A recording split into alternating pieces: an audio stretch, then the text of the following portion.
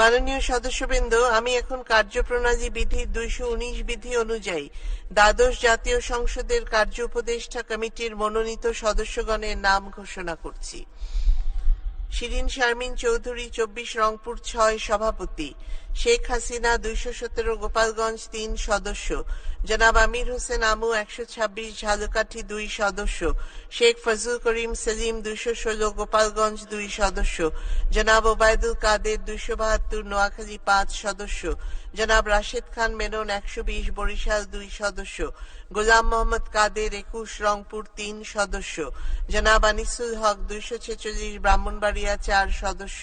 জনাব আনিসুল ইসলাম মাহমুদ 282 চট্টগ্রাম 5 সদস্য, জনাব আব্দুল লতিফ সিদ্দিকী 133 টাঙ্গাইল 4 সদস্য, জনাব মোহাম্মদ শামসুল হক টুকু 68 পাবনা 1 সদস্য, ডাক্তার দীপু মনি 262 চাঁদপুর 3 সদস্য, জনাব নূরে আলম চৌধুরী 218 মাদারীপুর 1 সদস্য, জনাব এ কে এম রেজাউল করিম তানসেন 39 বগুড়া 4 সদস্য।